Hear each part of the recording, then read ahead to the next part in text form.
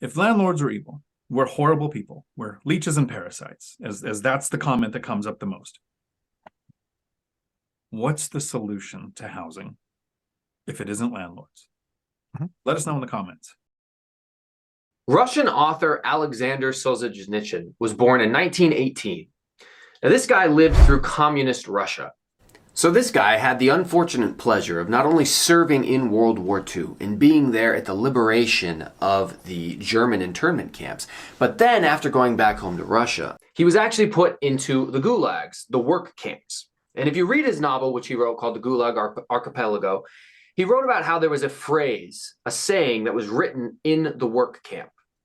And the phrase that was on the sign that everybody had to look at every single day was, "Work will set you free." And he said that it was a cruel thing to see because as they were in this work camp, being told to just move piles of rocks from one side to the next until they perished, it was funny how work was the only thing that would set them free, because if they died, they would finally be free. Now, the reason I bring this up is recently we've seen a lot more comments down in some of our videos and some of our shorts about how landlords are evil. People say things like they want us to self-delete. They want us to end ourselves, end our business practice, and stop doing what we do because we're such a drag on society. With the service that we provide is so catastrophic. Now, in the last video, we talked about projects. We talked about government-owned housing. We talked about government, interference in the private market and how we don't believe that it's actually beneficial overall. I kind of just wanted to continue that conversation here, move forward a little bit more, and explain how we actually can go above and beyond to help. So for instance, with Matt, when I think about Matt talking to a story that he told me recently, he was recently trying to get the Section 8 program to come up to what fair market value rent was on one of his units. Now, Matt is working with the government with the Section 8 program. And Matt had a terrible experience with it. This is an example of why you, as a tenant, won't want to work with the government. So Matt was going back and forth, and I'll let him summarize the story. He was going back and forth with this lady who was a government employee who didn't know what she was talking about. She wouldn't budge. And he had to get very, very stern and hard and eventually negotiate from a position of saying, I'm out if I don't get what I want. So Matt, why don't you go ahead and tell us a little bit about that story? Yeah, I mean, basically, long story short was FMR, which is fair market rents. It's what the HUD, Housing and Urban Development, basically they place that number every year. It's usually done in the September timeframe, and it's on their website. And that's what Section 8/housing authorities will actually utilize for what fair market rents are for that year. And then they'll figure out what the numbers are for electric and for cooking and for things like that. And so we've made a conscious decision to try and help out the affordable housing issue by working with our housing authorities around us. And so one of the challenges is that on some of these units, they actually won't pay what we're already getting. And so it's challenging because to put a unit into the system, what we're trying to do is we're trying to put units into the system that we're acquiring that are already well under market, where the tenant eventually leaves and we can raise the rent to that number, but we're not, literally taking less money for an existing unit. But the challenge was market for that unit was between $2,100 and $2,200. They came up with some reason why fair market value at $1,900 wasn't indicative of what this unit should rent for, because they had a report that said that it hadn't been updated in 20 years. I'd never heard of any such thing. And they broke this study out. And I just said, listen, the tenant there is happy. She's been there for 3 years. It's your call if you want to or not. We did it with 60 days notice. I said, I'll give the 60 days notice. We want to raise it to $1,900, which is still $200 to $300 a month less than what I should be getting or could be getting on the open market. But we want that level of increase. They wrote back. They said, we'll pay you $1,725. I said, not going to do it. She's like, well, don't worry about it. I've already taken care of it. I've already improved the increase. I said, congratulations. I don't care that you approve the increase. I'm taking the unit back because I'm not going to lose $400 a month. And she wrote back and she said, well, there's just no way we can go higher. I said, I completely understand. That's not a problem, but I don't have to lose money on this unit. It's not one of the options that I have to take. So I appreciate it, but it looks like we can't move forward here. And I sent them a letter. I said, this is the copy of the letter I will send the tenant, which is, please, you now have a 60-day notice to vacate. And they wrote back, we'll approve the overage. It wasn't an overage. I had to fight for what was even FMR, fair market rent. So at the end of the day, it's really important that we all recognize that we're in this together, but this isn't a charity. We have to make the numbers work, because the first thing that's going to happen is the buildings fall in disrepair because the landlords aren't making enough money to maintain them the way that they should be maintained. And then guess what happens? That tenant's like, you know what? I've been here for 5 years. Nothing ever gets done. This place is a dump. I'm moving. Then what happens to the landlord? Then, as Dion knows, they got to sell. And they usually got to sell to somebody like me, where I can then spend $50,000 or $75,000 to upgrade the unit to make it a nice unit again, worth renting. So I like the story about your struggles with your local Section 8 housing authority person. And I want Dion to share with us some of his struggles, because Dion's famous for saying that he likes working with the Thurston County Section 8 housing authority, but he hates working with Pierce County. So why don't you explain to us some of the differences? Because Section 8, the government's the government. Why is it different working with one county to the next? I really like that you quote a Russian author, because there is a reason why so many Russians come to the United States and perform so well. Yes. They actually know the government isn't the solution.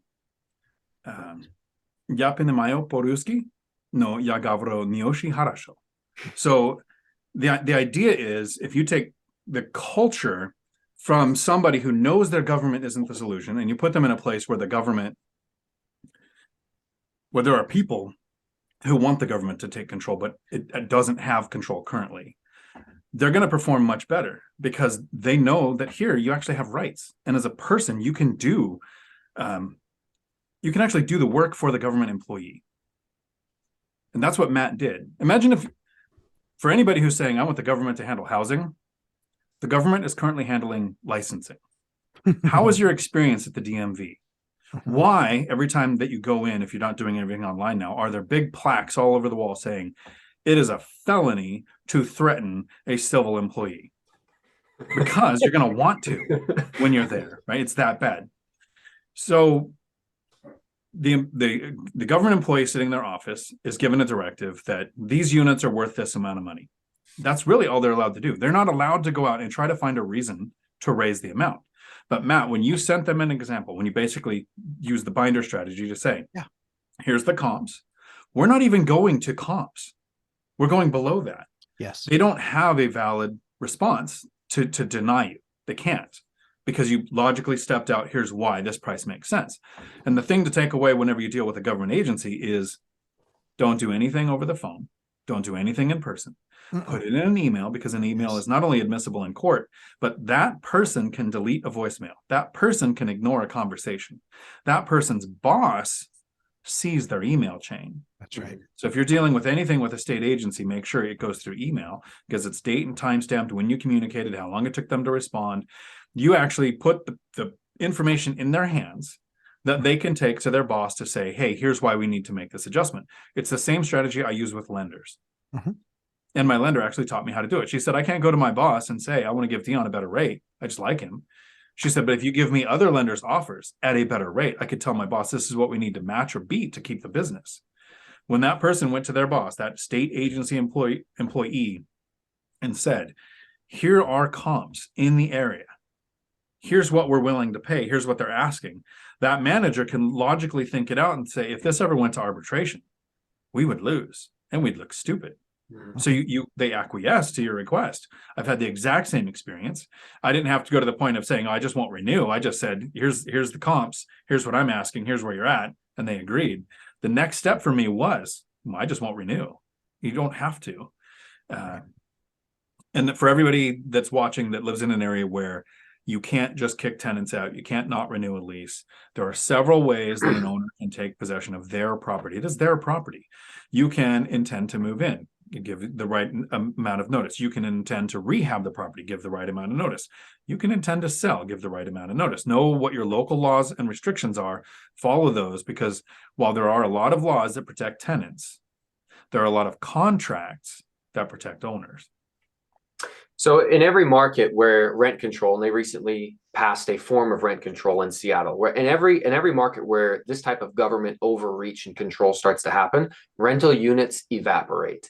Thousands of rental units disappeared from the Seattle housing market almost immediately upon the institution of rent control.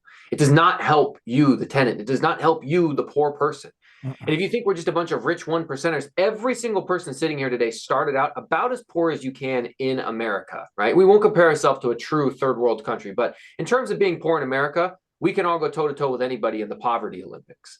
The reason why I want to do a video like this is because I want you to think really quickly from a different perspective. Because people might have heard the story of Matt fighting back and forth with a Section 8 housing authority person, and they heard it like this: greedy landlord wants more money and bosses around government employee until he gets it and is willing to toss the tenant. But the way that you should read it is, this tenant is in a high quality unit that the government says they're not deserving of. You, the tenant, I'm sorry, you don't qualify for this unit because we will only let your voucher pay $1,700 or $1,800 a month. But in reality, that unit's worth 21. So instead of looking at it as greedy landlord tries to get more money, it should be landlord advocates on behalf of tenant and gets the government to allow the tenant to live in a nicer place than they previously would have. Everything in life is about perspectives and how many different ways you can look at a problem. Because this is the message that I would want to send home. If you are the person who, like all of us, grew up poor, and maybe you're on government assisted housing Section 8 like I was as a kid, my single mom with her checkered past and 6 children from 3 different dads, she wasn't going to know how to go in there and fight with the government. Okay. But Matt or Dion or Zuber or me, we will go have those arguments for you on your behalf to try to help you out and, of course, help us out. Why I'm so against government over control, not only is it because it's always rife with waste, fraud, and abuse. The government's job is to provide oversight and regulation. Now, a lot of times they really overstep that.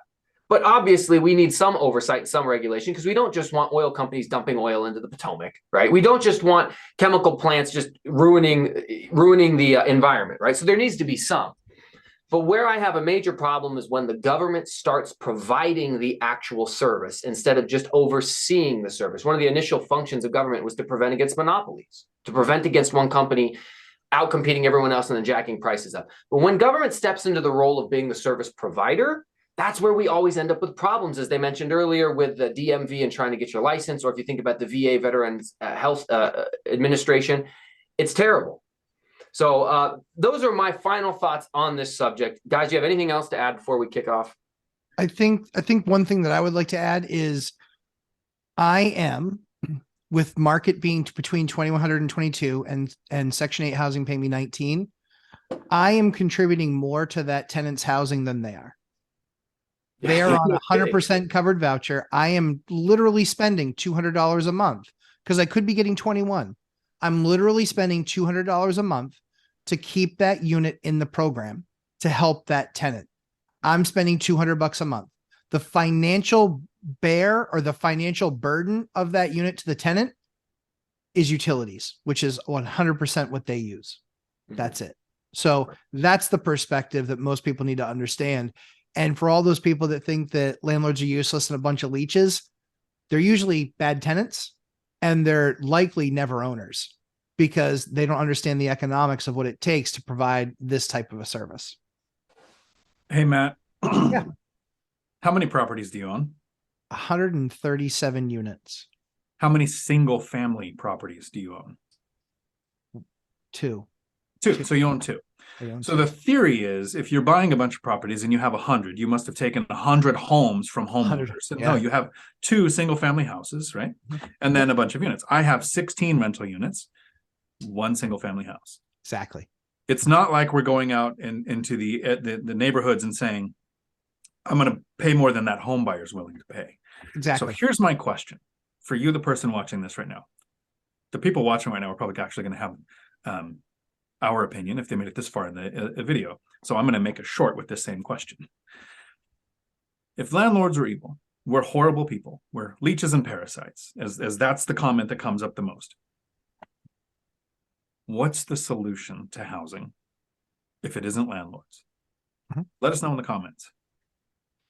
Yeah. Yeah, and good luck with saying that it's government housing because we just debunked that. Fellas, I really appreciate you being here. I always love spending time with you guys. We have great conversations. Matt can be found Lumberjack Landlord on Instagram or YouTube. Dion is Dion Talk Financial Freedom on YouTube and on Instagram. Friend him on Instagram so he actually gets on Instagram once in a while instead of having some ghost account. Guys, I appreciate you being here. We'll see you next time.